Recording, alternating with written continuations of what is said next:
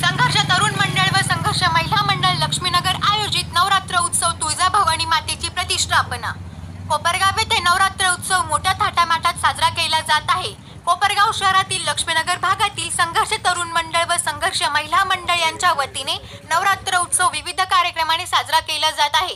पहिल्या दिवशी माता तुळजाभवानीची प्रतिष्ठापना करून नवरात्राला सुरुवात झाली। या प्रसंगी श्री व सौ रेश्मा तुषार पोटे, श्री व सौ नीता अतुल पाटील, श्री व सौ ललिता सुनील गरुड, श्री व सौ कल्याणी पांडुरंग बोराडे, श्री व सौ निकिता सागर हिवाळे यांच्या हस्ते आरती संपन्न झाली।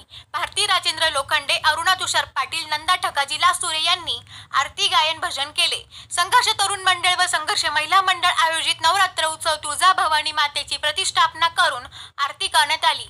यावेळी संभाजी सर्कल ते लक्ष्मीनगर पाण्याच्या टाकीजवळ भव्य अशी रथातून मिरवणूक काढण्यात आली होती।